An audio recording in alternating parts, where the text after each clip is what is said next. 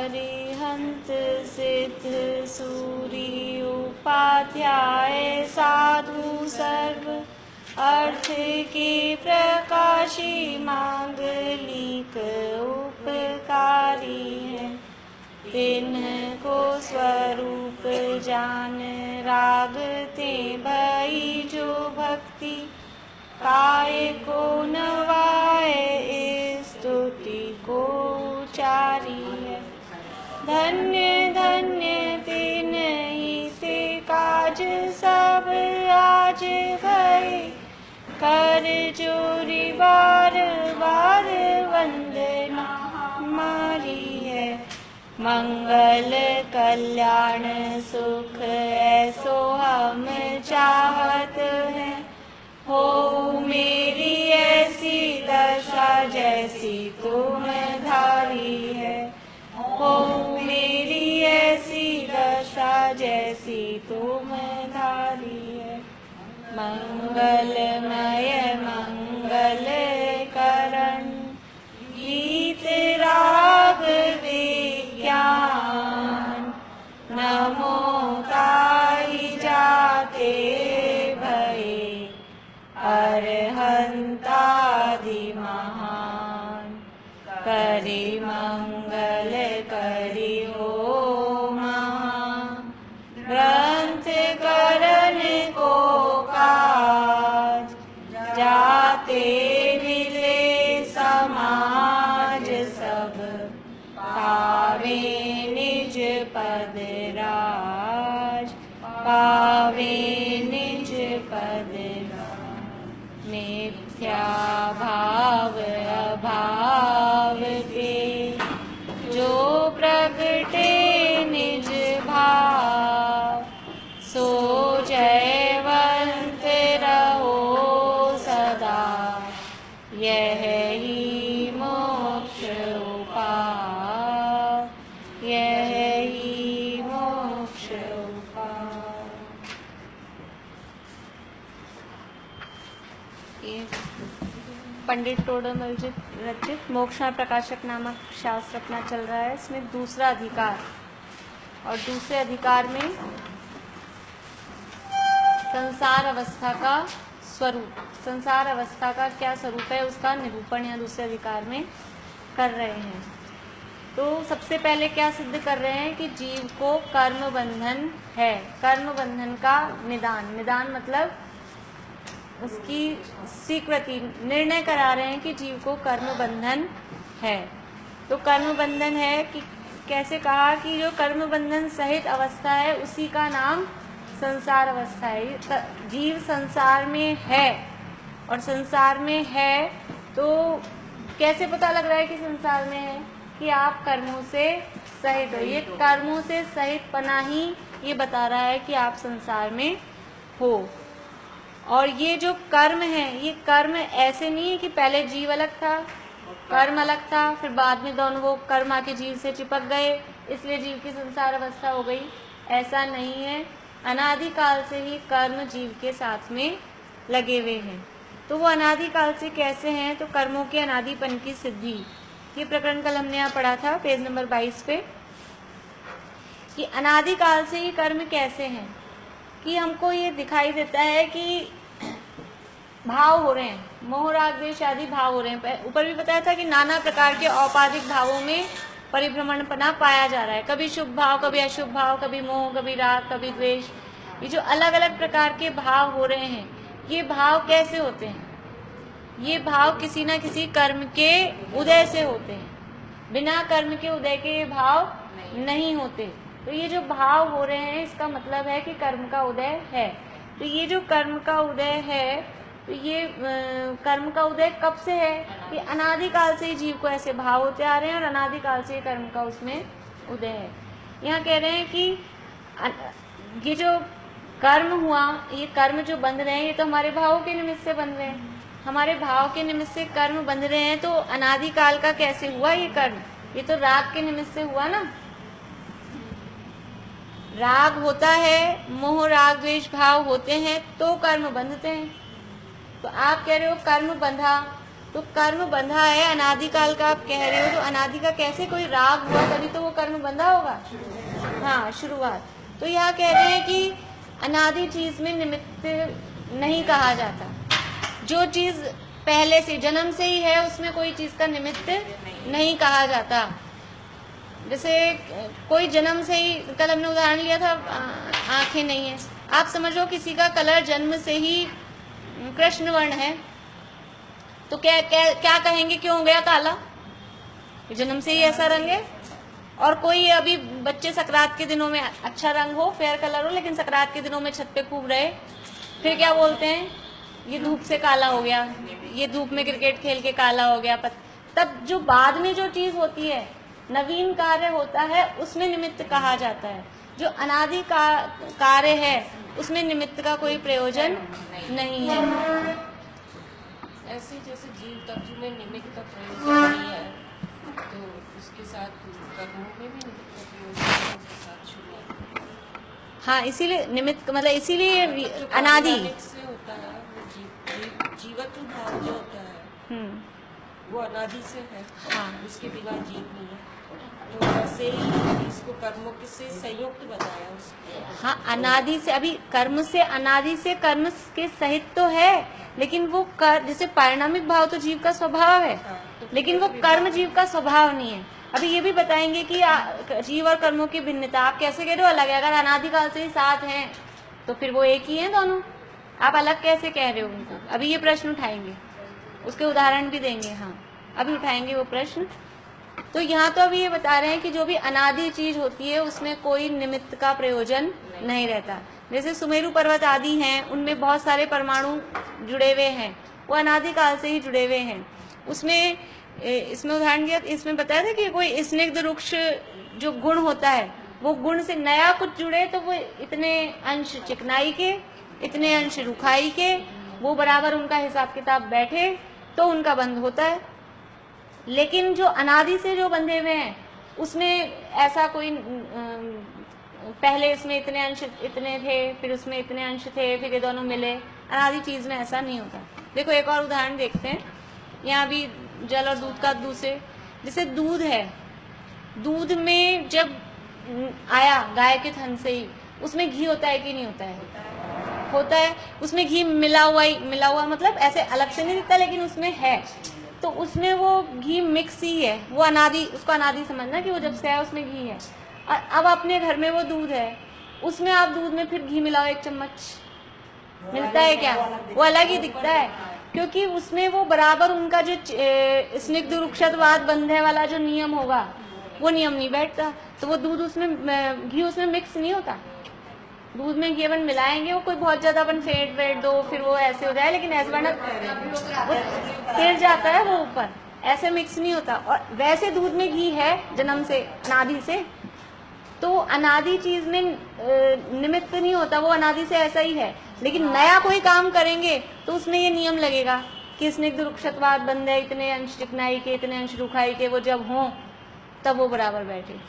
तो ये यहाँ पे बता रहे हैं कि यदि अनादि में भी निमित्त मानेंगे तो अनादिपना नहीं रहता। यदि अनादि चीज में भी आप मानो कि ये जो कर्म बंध रहा है अनादिकाल से, उसमें यदि मोहराग द्वेष का निमित्त कहीं स्टार्टिंग पॉइंट हमने मान लिया, यदि कर्म बंधन की स्टार्टिंग पॉइंट की ये इस वाले मोहराग द्वेष से ये कर्म बंधा था, तो फिर ये मोहराग द्वेष कैसे हुआ? इससे पहले कर्म था कि नहीं, इससे पहले कर्म नहीं था, तो ये बिना कर्म के उदय से ये मोह कैसे हो गया? कर्म, मोह के निमित्त से कर्म बंधे, कर्म जो बंधे थे उसके उदय से मोह हुआ, मोह राग द्वेष हुए।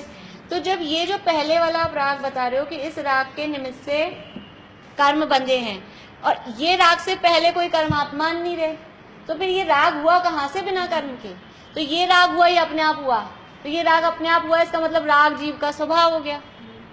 जो बिना निमित्त के हो उसका नाम स्वभाव है, क्योंकि स्वभाव में निमित्त नहीं होता। फिर राग को जीव का स्वभाव मानना पड़ेगा। यदि हम इसको ऐसे अनादि परंपरा पीछे पीछे नहीं मानेंगे कि ये राग, ये जो कर्म बंधा वो इस राग से, फिर ये राग हुआ था इस कर्म से, फिर ये कर्म बंधा इस राग से, ऐसा करके अनादि परंपरा नहीं मानेंगे, एंडलेस, स्टार्टिंग लेस उसको नहीं मानेंगे, तब तक अगर ऐसा नहीं मानेंगे तो वो राग जीव का स्वभाव सिद्ध हो जाएगा। इसलिए अनादि में निमित्तपना मानेंगे तो पहली बात तो अनादि नहीं होगा, और अगर ऐसा करके मानेंगे तो वो राग जीव का स्वभाव सिद्ध हो जाएगा।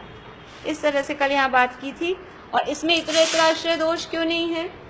इतरेतराश्रय दोष मतलब एक के बाद एक नहीं है। हाँ, इतरेतराश्रय का मतलब ये इसके आश्रित और ये इसके आश्रित, दोनों दो चीजें हैं, और ये वाली चीज इसके आश्रित और ये वाली चीज इसके आश्रित, इसका नाम है इतरेतराश्रय। लेकिन यहाँ भाव कर्म के निमित्त से द्रव्य कर्म बन रहा है और द्रव्य कर्म के निमित्त से भाव कर्म बन रहा है, तो हो गया ना एक दूसरे पे आश्रित। पर वो एक दूसरे पे आश्रित इसलिए नहीं है कि ये जो भाव कर्म हुआ ये पिछले द्रव्य कर्म के उदय से हुआ था, और ये जो भाव कर्म हुआ है इससे जो कर्म बन रहा है वो दूसरा बन रहा है, एग्जैक्ट वही वाला कर्म। अगर इस भाव कर्म में निमित्त ये द्रव्य कर्म था और इस द्रव्य कर्म में यही वाला भाव कर्म निमित्त हो, तब तो इतरेतराश्रय हो। लेकिन ये दोनों तो अलग अलग, क्योंकि इस भाव कर्म से जो कर्म बंधा है वो भविष्य वाला है, और ये जो उदय में आया है ये पूर्व वाला है, इसलिए दोनों एक दूसरे के आश्रित नहीं है। और परंपरा से कर्म का बंधन देखा जाए, ऐसे परंपरा देखी जाए तो अनादिकाल से उनका बंधन है। भाव कर्म से वही द्रव्य कर्म, उसी द्रव्य कर्म से वही भाव कर्म, तो जीव कभी शुद्धि नहीं। लेकिन प्रैक्टिकली देखा जाए तो होगा कैसे, बंधेगा कैसे? क्योंकि ये तो कर्म उदय में आगे खिल गया ना। ये इस कर्म का काम तो था, ये अभी मोह नामक द्रव्य कर्म का उदय आया और उसके उदय में मोह हो गया, तो ये तो खत्म ना। कर्म ततश्च निर्जरा, अपन ने सूत्र पढ़ा है ना, कर्म उदय में आकर फल दिए, फल देने के बाद कर्म खत्म, वो बचा कहाँ कर्म?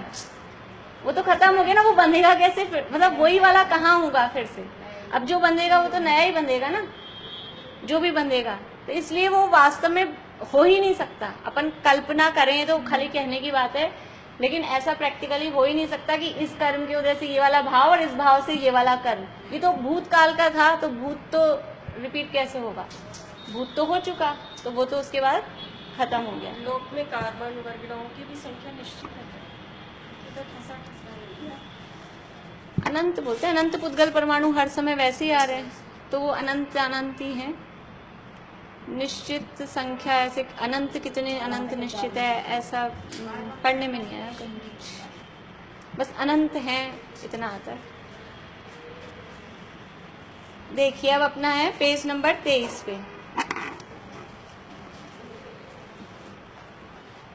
यहाँ फिर प्रश्न है कि ऊपर से चौथी पांचवी लाइन है, यहाँ फिर प्रश्न है कि न्यारे न्यारे द्रव्य और अनादि से उसका संबंध ऐसा कैसे संभव है?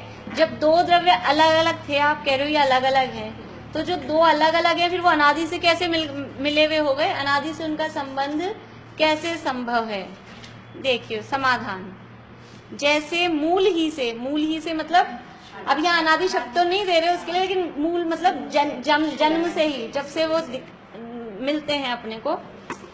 जैसे मूल ही से जल दूध का, ये 4 उदाहरण दे रहे हैं, याद करने हैं उदाहरण कौन कौन से हैं। जल दूध का, सोना किट्टिक का, तुष कण का तथा तेल तिल का संबंध देखा जाता है, नवीन इनका मिलाप हुआ नहीं है। मूल ही से, जब से दूध हमको मिला, जल और दूध, जब गाय के थन से ही दूध निकला तो पानी किसने मिलाया उसमें? वो मूल ही से, जहाँ से उसका मूल स्रोत है वहीं से वो उसमें पानी मिला हुआ है। ऐसे ही सोना कहाँ से निकलता है? कहाँ से निकलता है पूजा? पता है? खान से निकलता है, पक्का। सोना खान में से निकलता है, तो वो जब खान में से निकलता है तभी उसके साथ मिट्टी मिली हुई रहती है।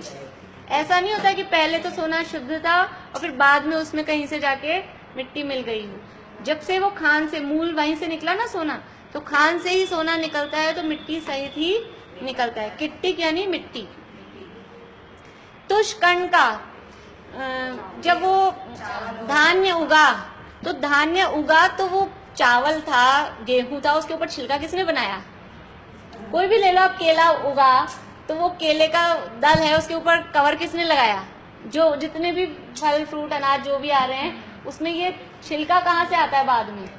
वो मूल से ही, जब से उनका उत्पत्ति जन्म हुआ, जहाँ से ही वो हुए, वहीं से वो अनाज के साथ छिलका, फल के साथ में छिलका, वो मूल से ही पैदा होता है।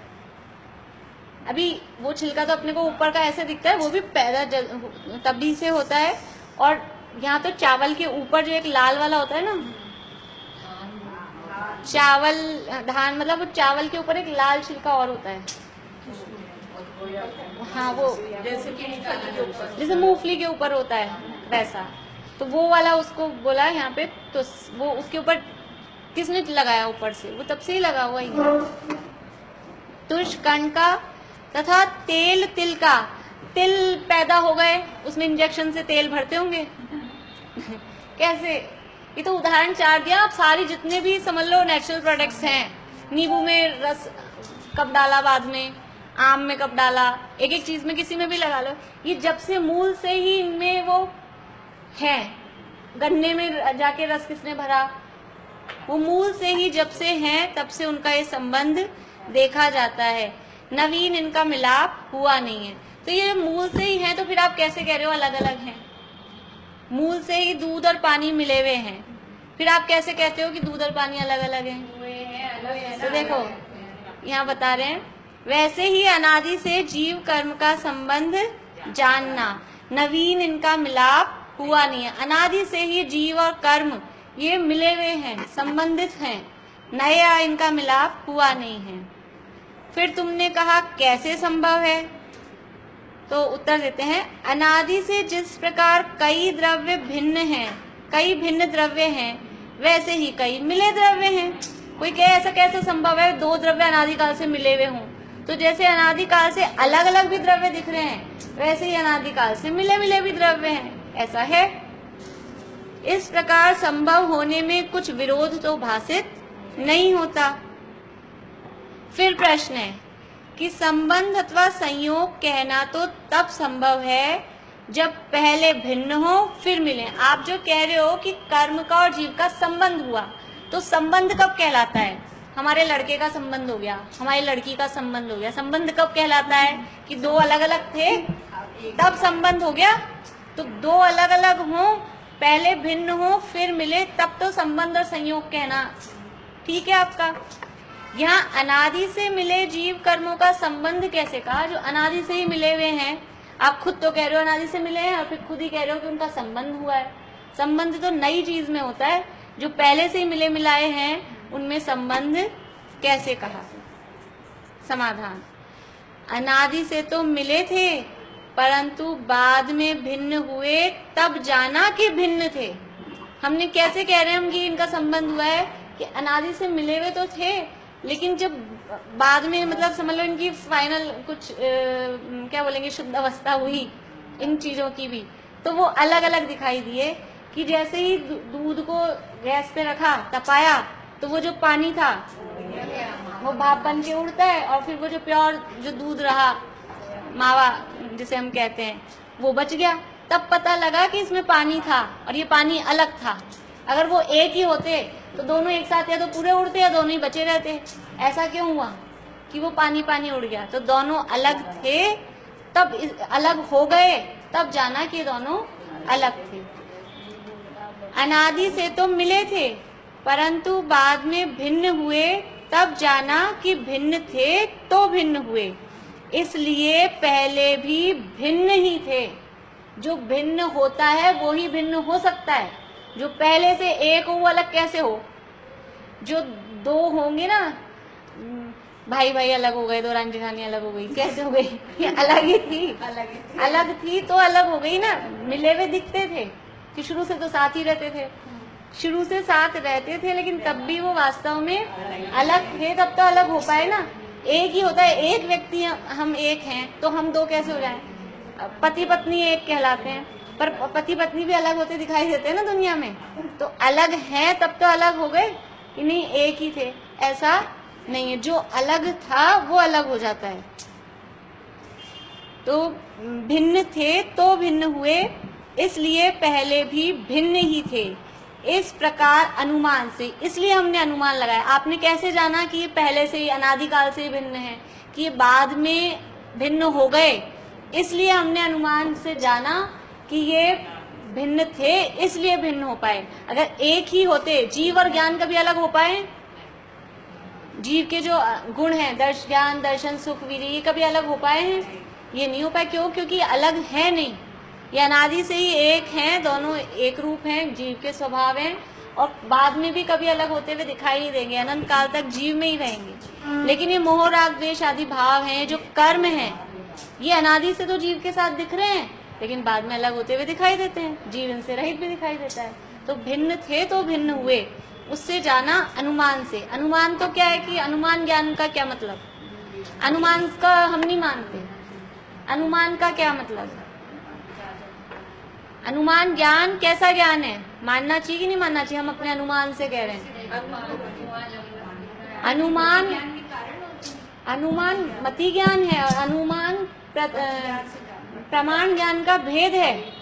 अनुमान ऐसे ही नहीं, हम जिसे अंदाज कहते हैं वो अनुमान नहीं, ये अनुमान है, प्रमाण ज्ञान है। ऐसा ये जो हमने अनुमान लगाया कि जब कोई जीव जैसे जन्म से ही तो हमको शरीर साथ दिख रहा है, अनादि से समझे ना, जन्म लेते ही जब से बच्चा पैदा हुआ शरीर के साथ ही तो पैदा हुआ था, तो शरीर और जीव एक ही है। फिर कैसे जान लिया हमने कि शरीर और जीव अलग अलग हैं? कि जब वो शमशान छोड़ के आए ना एक को, तब पता लगा कि अलग अलग थे तो अलग हुए। तो ऐसा अनुमान लगता है, ये अनुमान अंदाज नहीं है, ये अनुमान प्रमाण ज्ञान है। हाँ, स्मृति, प्रत्यभिज्ञान, तर्क, अनुमान, ये है ना मति ज्ञान के भेद। तो ये अनुमान से जाना है, नहीं सच्चा ज्ञान है ऐसा। इस प्रकार अनुमान से तथा केवल ज्ञान से, अनुमान से तो परोक्ष जाना हमने कि वो अलग दिख रहे, अलग बाद में हुए, तो हमने अनुमान कर लिया कि शुरू में भी अलग ही थे, शुरू में भी ये अलग ही थे, नहीं तो अलग होते कैसे? ऐसा अनुमान से तथा केवल ज्ञान से प्रत्यक्ष भिन्न भाषित होते हैं। केवल ज्ञान में तो शुरू से ही, मूल से ही वो अलग अलग दिखाई देते हैं। केवल ज्ञान में तो हर द्रव्य अलग अलग दिखाई देता है, उसकी पर्याय हर अवस्था अलग अलग दिखाई देती है। तो केवल ज्ञान में वो जब दूध गाय के थन से आ रहा है ना, तभी उसमें पानी अलग और दूध अलग वो दिखाई दे रहा है। जब वो तिल है, उस तिल में ही तिल अलग और तेल अलग, तिल का छिलका अलग, वो अलग दिखाई दे रहा है। केवल ज्ञान में तो सबसे ही अलग दिखाई देता है, पर हमको क्या है कि वो बाद में अनुमान से पता लगता है। इससे उनका बंधन होने पर भी भिन्नपना पाया जाता है। यद्यपि उनका बंधन है, लेकिन बंधन होने पर भी इनका भिन्नपना पाया जा रहा है। तथा उस भिन्नता की अपेक्षा उनका संबंध अथवा संयोग कहा है। प्रश्न क्या था कि आप संबंध या संयोग क्यों कह रहे हो? जब अनादि से ही मिले हुए हैं तो फिर संयोग क्यों कह रहे हो? संयोग या संबंध तो उनका कहते हैं जब बाद में मिले। तो ये बाद में हमें भिन्न दिखे तो हमने जान लिया कि ये पहले भी भिन्न ही थे, इसलिए हमने शुरू में ही उनको संयोग या संबंध हुआ है ऐसा कहा है। क्योंकि नए मिले या मिले ही हों, क्योंकि नए मिले या मिले ही हों, भिन्न द्रव्यों के मिलाप में ऐसे ही कहना संभव हो। या तो पहले से मिले हुए हों लेकिन भिन्न हैं, पहले से मिले हों या बाद में नए मिले हों, पर जो दोनों भिन्न होंगे तब उन भिन्न के मिलने में ऐसा कह सकते हैं हम कि इनका संयोग हुआ है या इनका संबंध हुआ है।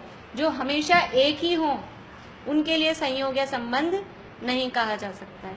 जो पहले से भिन्न थे और भले ही अनादिकाल के मिले हुए हों, लेकिन बाद में उनको भिन्न देखकर उनका संबंध कहा जा सकता है। देखिएगा, फिर से पढ़ती हूँ ऊपर से, थोड़ा सा अपन देख लें माइंड में, समझ में आया कि नहीं। जहाँ से शुरू किया था हमने वहीं से।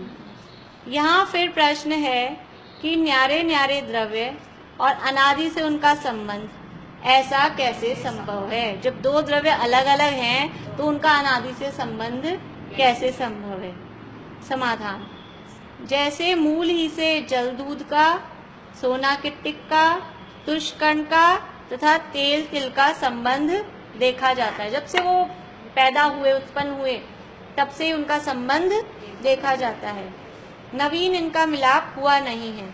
वैसे ही अनादि से जीव कर्म का संबंध जानना, नवीन इनका मिलाप हुआ नहीं है कि जीव अलग था, कर्म अलग थे, फिर दोनों नए बाद में मिल गए हों, ऐसा नहीं है। अनादिकाल से ही दोनों साथ में ही हैं। फिर तुमने कहा कैसे संभव है?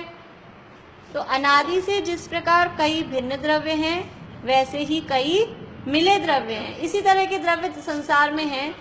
भिन्न द्रव्य के कौन से, कोई उदाहरण दे सकते हैं? अनादि से ही कई द्रव्य भिन्न ही हैं, शुद्ध ही हैं। धर्म अधर्म आकाश काल, ये अनादि काल से शुद्ध ही है, इनमें अशुद्धता होती ही नहीं है। और पुद्गल,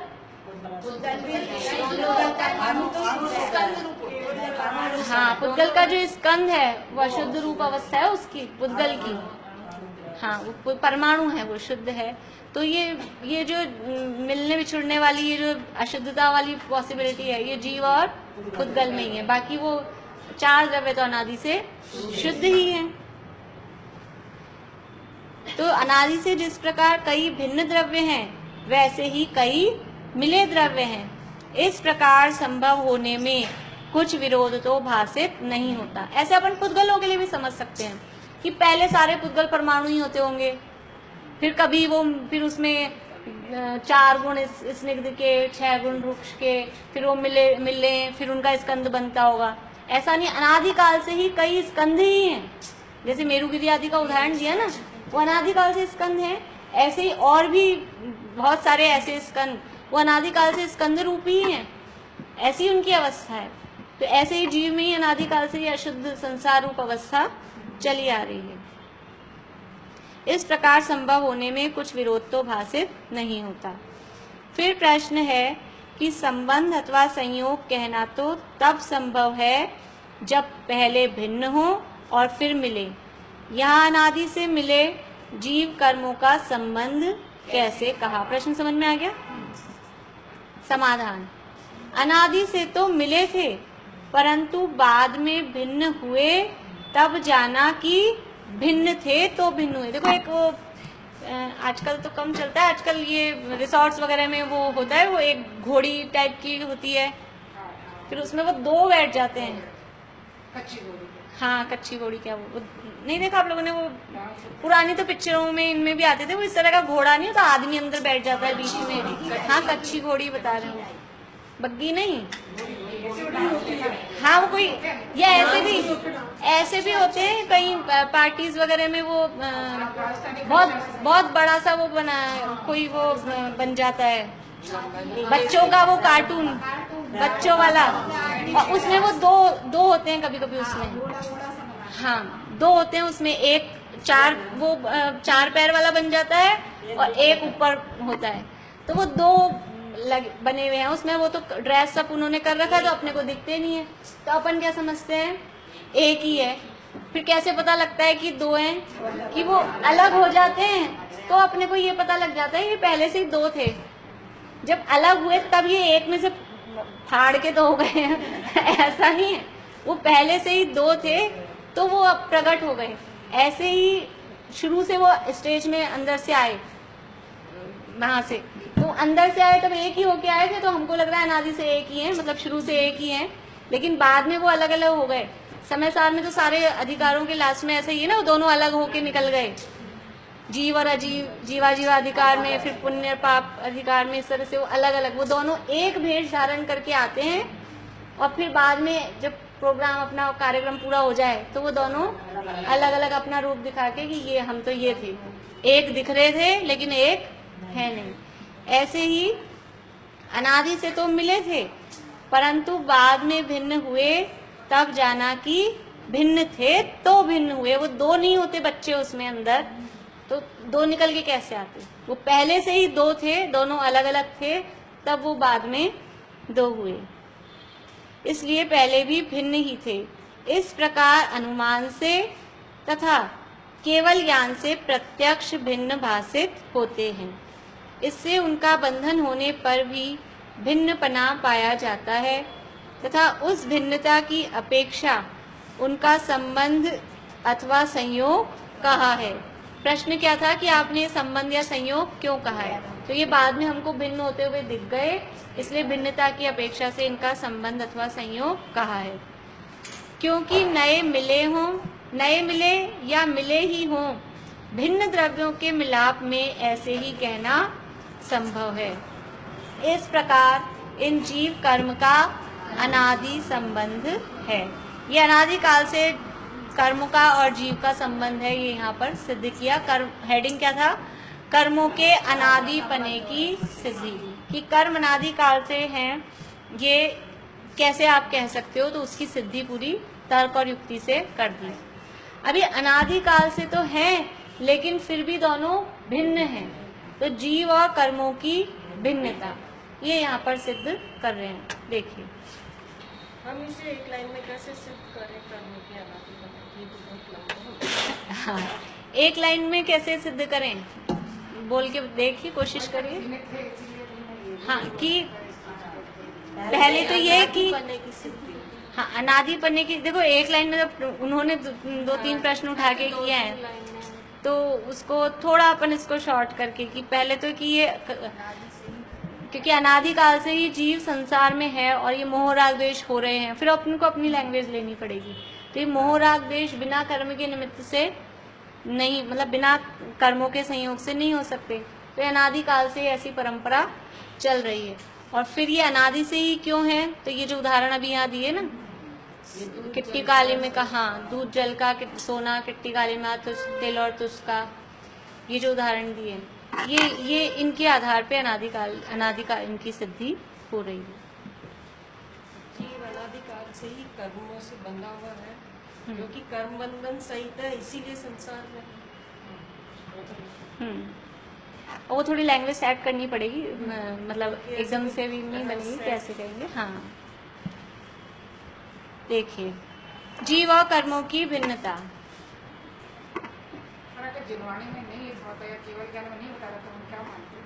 एक ही मानेगा, एक ही मानते आ रहे हैं। लेकिन अभी हम बुद्धि के लेवल पे तो अब हम दो समझने लगे। ऐसे तो दो दिखाई देते हैं सबके यहाँ, मृत्यु तो सबको दिखाई देती है, तो वहाँ सब दिखता है, लेकिन विचार नहीं करते। दिखता तो है कि वो गया, कोई कुछ तो था, लेकिन इतना विचार नहीं करते। वो विचार वहीं के आगे आते हैं, वहाँ पे भी नहीं करते कुछ लोग तो, और थोड़ा बहुत अगर उस समय हो तो वहीं की वहीं छोड़ जाते हैं। हाँ, ये जो संसार अवस्था चल रही है, ये संसार अवस्था देखो, क्योंकि संसार अवस्था जीव का स्वभाव नहीं है। अभी यहाँ जो एक तर्क दिया है ना कि स्वभाव में निमित्त नहीं होता, और ये जो संसार अवस्था हो रही है, ये किसी निमित्त से हो रही है। ये अपने आप ही जीव की ऐसी संसार अवस्था होती हो ऐसा नहीं है, इसमें कर्म का उदय निमित्त होता है।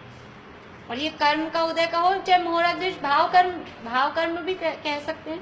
भाव कर्म निमित्त हो रहा है, तो भाव कर्म क्यों हो रहे हैं, कि वो भाव कर्म द्रव्य कर्म, और ये कर्म है, ये पुद्गल द्रव्य है, और जीव है, वो जीव द्रव्य है। ये दो द्रव्य अलग अलग हैं, और द्रव्यों में यहाँ संसार में ऐसा निमित्त नैमित्तिक संबंध बना पाया जाता है। यही अभी जीव और कर्मों की भिन्नता सिद्ध कर रहे हैं। और फिर ये अमूर्तिक आत्मा से मूर्तिक कर्मों का बंधन कैसे हो गया। एक तो जीव है अमूर्तिक, एक कर्म है पुद्गल मूर्तिक, इनका बंधन कैसे हो गया। ये संसार में निमित्त नैमित्तिक संबंध सब द्रव्यों में होते ही हैं, क्योंकि 6 द्रव्य हैं, 6 जाति के द्रव्य, ये आपस में एक दूसरे में निमित्त होते हैं। हमने पढ़ा 5वें अध्याय में, 5वें में निमित्त नैमित्तिक संबंध पढ़े ना अपन ने। गति है, नहीं, वो तो 8वें में पढ़ा है। वर्तना परिणाम क्रिया परत्वा परत्वे च कालस्य और परस्परोग्रहो जीवानाम सुख दुख जीवित मरणोग्रहाश्च, ये जो सारे सूत्र पढ़े, वो चलने में निमित्त है, ये रुकने में निमित्त है, आकर्षस्य अवगा है, धर्माधर्म और उपकार है, आकर्षस्य अवगा है।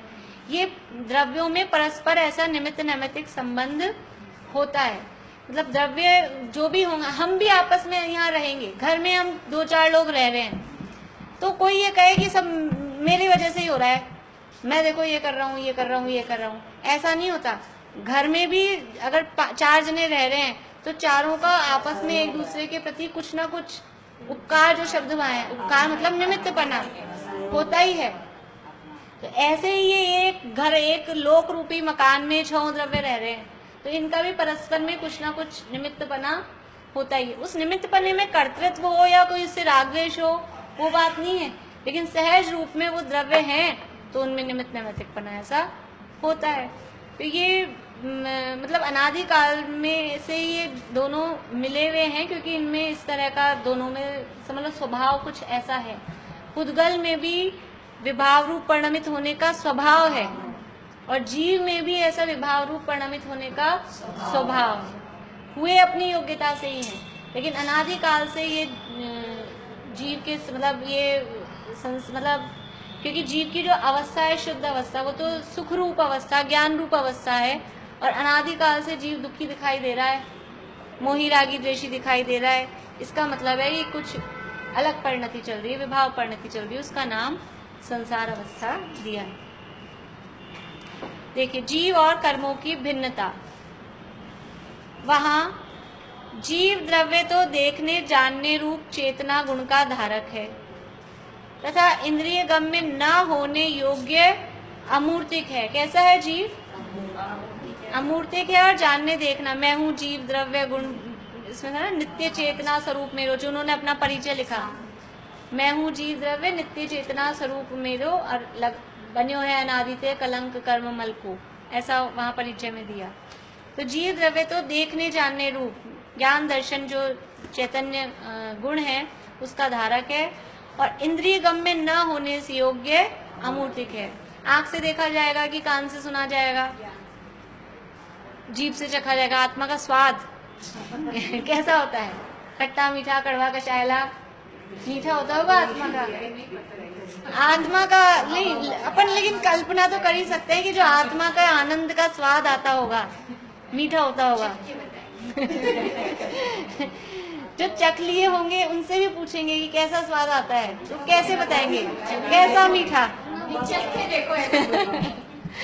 तो ये इंद्रिय गम्य है, ये स्पर्श रसना इंद्रिय से पकड़ में आने योग्य, ये रसना इंद्रिय वाले स्वाद, इसीलिए वो अरस है, अरूप है, अगंध है, अस्पर्श है, अव्यक्त है। ये आत्मा में ये इंद्रिय जन्य रस, इंद्रिय जन्य स्पर्श, इंद्रिय जन्य रूप ये आत्मा में नहीं है। संकोच विस्तार शक्ति सहित असंख्यात प्रदेशी एक द्रव्य है। देखो ये पूरी एक बात बताई है, क्षेत्र बताया आत्मा का, एरिया कितना है, असंख्यात प्रदेश, लेकिन वो असंख्यात प्रदेश ही है तो ऐसा असंख्यात प्रदेश में फैल के दिखाई देना चाहिए। तो कह रहे हैं संकोच विस्तार शक्ति सहित है। यद्यपि असंख्यात प्रदेशी है आत्मा का क्षेत्र, लेकिन वो संकोच विस्तार होकर रहता है, कभी हाँ छोटा कभी बड़ा, लेकिन वो कितना भी छोटा हो, आकाश के कितने प्रदेश घेरेगा? असंख्यात ही प्रदेश घेरेगा। जो निगोदिया जीव है वो भी आकाश की कितनी जगह घेरता है, और हम अभी मैं कितनी घेरूं और कोई मोटा व्यक्ति हो वो कितनी घेरे, सब असंख्यात ही प्रदेश घेरते हैं। हाँ, प्रदेश संगार विसर्पाभ्याम प्रदीपवत।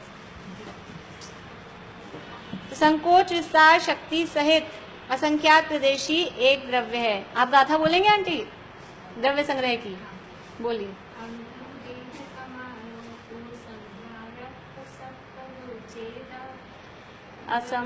असमोहदो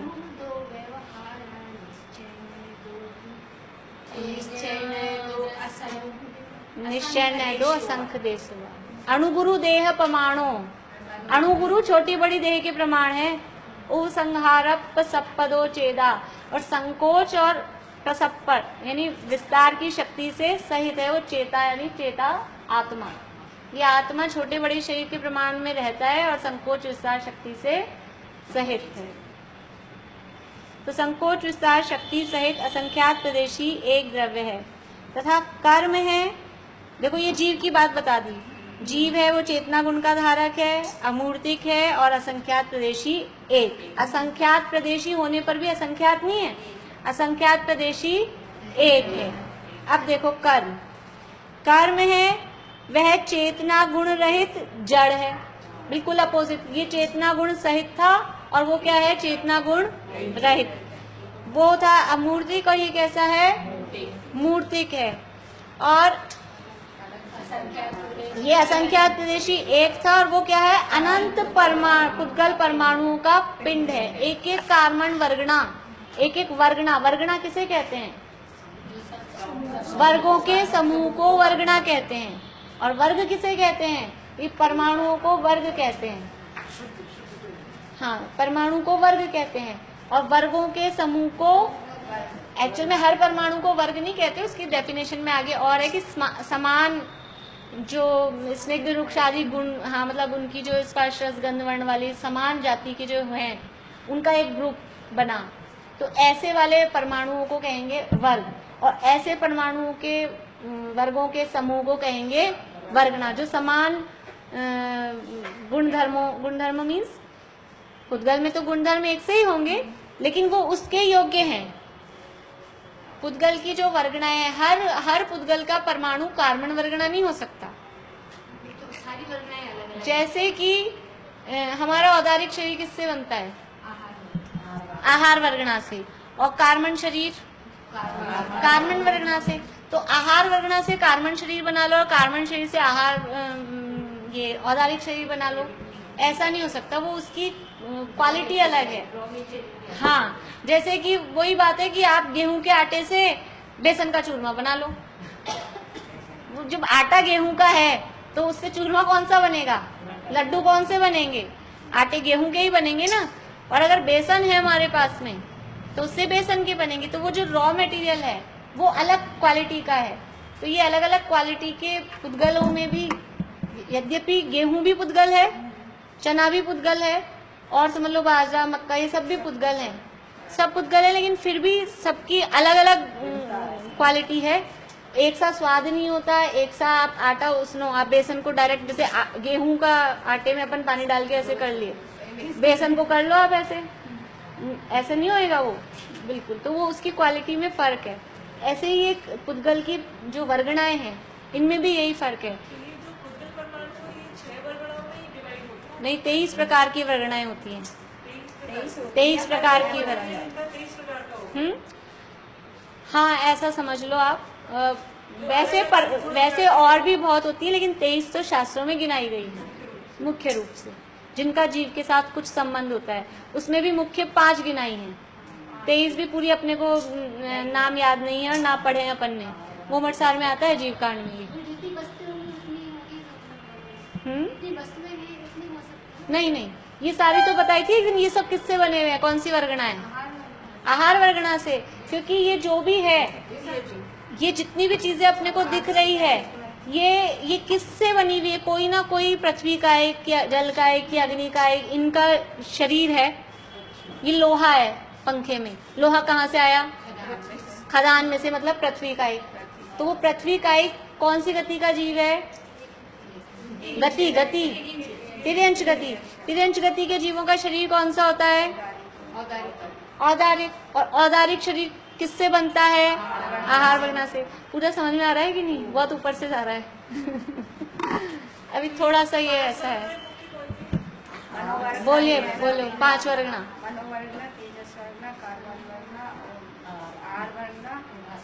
भाषा, आहार वर्गणा, भाषा वर्गणा, मनोवर्गणा, तेजस वर्गणा और कार्बन वर्गणा।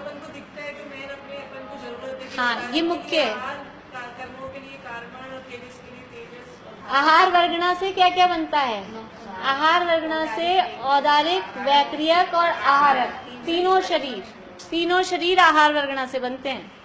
तो ये जितनी भी चीजें अपने को, ये चूना मिट्टी पत्थर है, ये सब भी क्या खान में से मान लो आई हुई चीजें, उसी से ये लकड़ी, ये कुर्सी टेबल है, ये वनस्पति का एक शरीर है, ये सब ऐसे ही है। तो ये सब आहार वर्गणाएं हैं जितनी भी। बोल सकते हैं, लेकिन कहीं कुछ उसमें रह जाए, मतलब नो कर्म का क्राइटेरिया क्योंकि ज्यादा बड़ा हो सकता है, इसलिए। हाँ, तेजस, भाषा, मनो, आहार, कार्बन। चलो, अभी अपना वर्गणा का तो नहीं था प्रकरण। मतलब ये कि ये इनकी जाति अलग है। हर कोई पुद्गल आके कर्म रूप परिणमित हो जाए ऐसा नहीं है। वो कर्म रूप परिणमित होने वाले परमाणु वो अलग जाति के होते हैं, उनको कार्बन वर्गना कहते हैं। इसका पूरा आता है, मतलब जीवकांड में है उसका पूरा वर्णन कि कार्बन वर्गना कौन से नंबर पे आती है, उसमें कितने परमाणु, कितनी क्वांटिटी चाहिए, वही वर्गना बन सकती है। हाँ, एक वर्गना, वो पूरा उसका है, मतलब डिटेल है जीवकांड में। अभी मुझे पूरा एग्जैक्ट याद नहीं है, लेकिन मतलब इतना पता है, पढ़ा था उसमें कि उसमें है सारा। इतना वर्ग नहीं, मतलब इसका ये मतलब कि एक इतना वर्ग इतने परमाणु का नहीं हुआ तो वो कार्बन भी परिणमित नहीं होगा। हाँ, वो एक्चुअल में तो अपन ये बोल रहे हैं परिणमित, अलग से कोई कार्बन वर्गना बनेगी ऐसा नहीं है, वो ऐसी है, ऐसी ही है लोक में कि वो वर्गनाएं कार्बन रूप ही हैं। ऐसा वो उनकी जो मतलब उनके जो गुणधर्म हैं वो उस टाइप के अलग हैं, वो अलग हैं। तथा कर्म है वह चेतना गुण रहित जड़ है और मूर्तिक है, अनंत पुद्गल परमाणुओं का पिंड है, इसलिए एक द्रव्य नहीं है।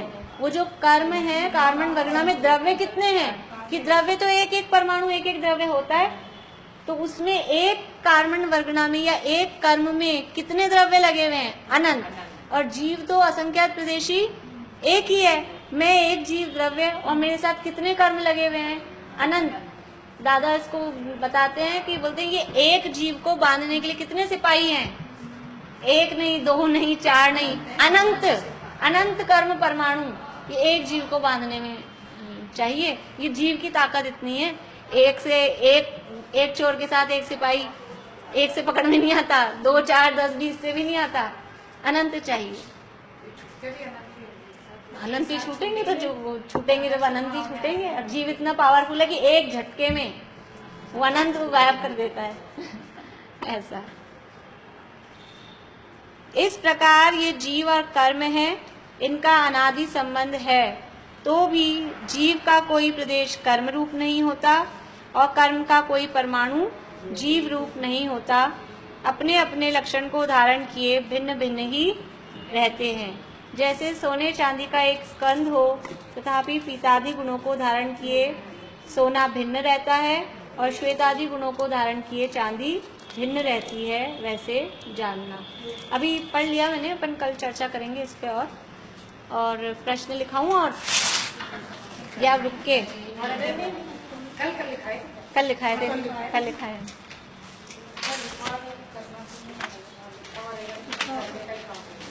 कल वाले में मुझे एक और ऐड कराना था।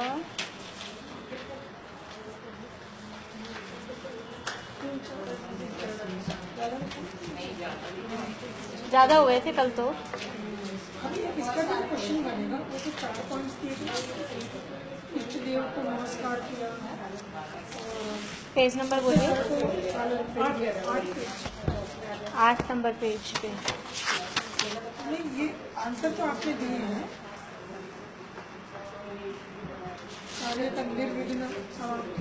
ये अभी कहाँ आया? यहाँ तक अपन पहुँचे ही नहीं ना, यहाँ तक अभी पहुँचे ही नहीं अपन। कल तो अपन यही पेज नंबर 6 तक ही थे, आगे भी बढ़े ही नहीं। हाँ, हमारा प्रयोजन क्या है और क्यों, इसके साथ में क्यों भी लगा लीजिए। और क्यों, प्रयोजन किसे कहते हैं? प्रयोजन किसे कहते हैं, इसके बाद में इष्ट क्या है, और इसके बाद में लिखाया था हमारा प्रयोजन क्या है, और इसके साथ में और क्यों, ये और लगा लीजिए। एक प्रश्न और पीछे से देना है मुझे कल।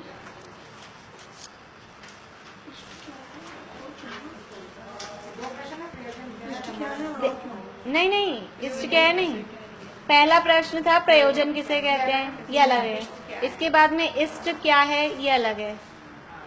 और फिर अलग है हमारा प्रयोजन क्या है और क्यों। हमारा प्रयोजन क्या है और क्यों। इससे पहले ये जो था ना 5 नंबर पेज की लास्ट की 2 लाइनें, उसमें से एक प्रश्न और देना है मुझे।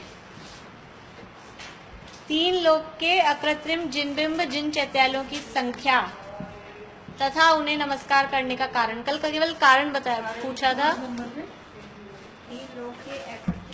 अकृत्रिम जिनबिंब और जिन चैत्यालयों की संख्या। इसी में मतलब इसमें बुक में नहीं मिलेगा इसका आंसर आपको, इससे रिलेटेड है। 5 नंबर पेज की जो लास्ट की 2 लाइनें हैं इससे रिलेटेड है क्वेश्चन। लिख लीजिए आप पहले क्वेश्चन। 3 लोक के अकृत्रिम जिनबिंब जिन चैत्यालयों की संख्या बताइए। अकृत्रिम जिनबिंब और जिन चैत्यालयों की संख्या बताइए। और फिर वो कल लिखा दिया था उसके बाद का तो कि उन्हें नमस्कार करने का कारण क्या है।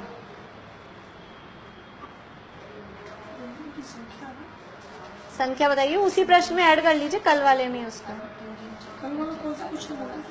ये जिन बिंबों को नमस्कार करने का क्या कारण है, कल ये लिखाया था प्रश्न, करने का क्या कारण। अभी एक प्रश्न और इसके बाद में आगे फिर नेक्स्ट जो पैरा है उससे ऐड करना है, दिव्य ध्वनि वाला जो है ना 6 नंबर पेज पे फर्स्ट पैरा से। कल तो आपने लिखा था जिनवाणी को नमस्कार क्यों किया है, ये तो है ही प्रश्न। इसके बाद में जिन वचनों का लक्षण बताइए, इसी पैराग्राफ में मिलेगा आपको आंसर। जिन वचनों का लक्षण बताइए, छठे पेज का फर्स्ट पैरा। जिनवाणी को नमस्कार का क्वेश्चन था। हाँ ये तो है ही, इसके बाद में साथ में एक प्रश्न और है। जिन वचनों का लक्षण बताइए, वे प्रामाणिक और उपकारी क्यों हैं। और इसके बीच बीच में वो ऑप्शन वाले और हाना वाले तो जो अपने अभी कर लिए 100 प्रश्न वो तो बनते ही जाएंगे इसमें बीच बीच में। वे प्रामाणिक और उपकारी क्यों हैं।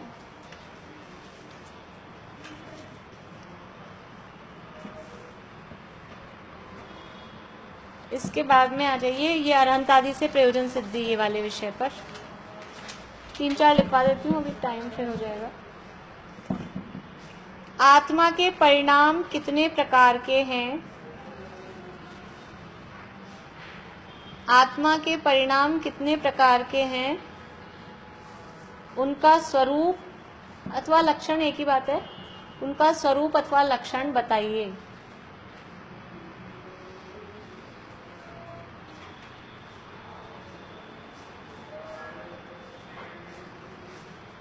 फिर नेक्स्ट क्वेश्चन, उन परिणामों का कर्म बंध पर क्या प्रभाव पड़ता है।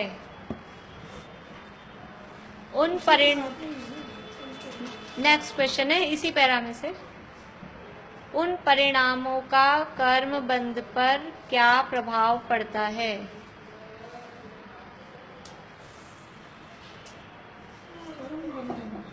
हाँ। एक ही बात है, बंधन बंध। हाँ क्या प्रभाव पड़ता है, क्या प्रभाव पड़ता है।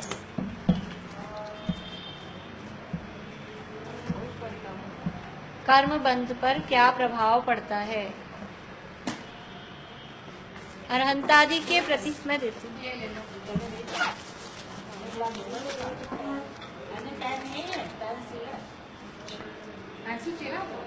कोई बात नहीं। नेक्स्ट है अरहंतादि के प्रति उन परिणामों का कर्म बंध पर क्या प्रभाव पड़ता है। नेक्स्ट, अरहंतादि के प्रति स्तवनादि रूप भाव कैसे हैं। अरहंत आदि के प्रति स्तवनादि रूप भाव कैसे हैं तथा उनका क्या फल होता है।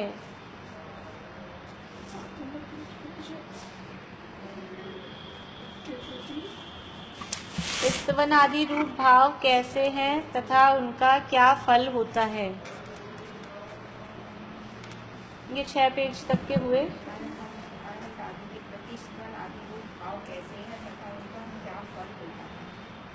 नेक्स्ट है अरहंत आदि के आकार का, अरहंत आदि के आकार का अवलोकन आदि करने से क्या होता है। अरहंत आदि के आकार का अवलोकन आदि करने से क्या होता है।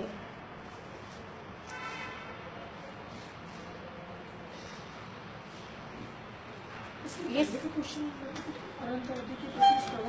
रूप भाव कैसे हैं तथा उनका क्या फल होता है।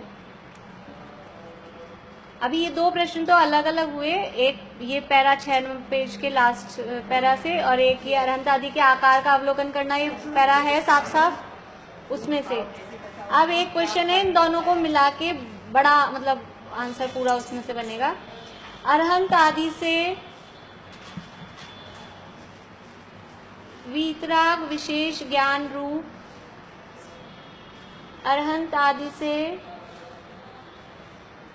वीतराग विशेष ज्ञान रूप प्रयोजन की सिद्धि किस प्रकार होती है।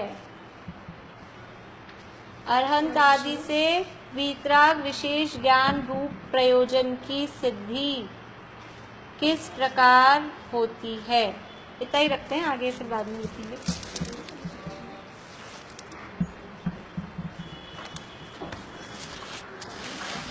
वीतराग विशेष ज्ञान रूप प्रयोजन की सिद्धि किस प्रकार होती है, इसमें पूरा दोनों पॉइंट्स मिला के पूरा आ जाएगा।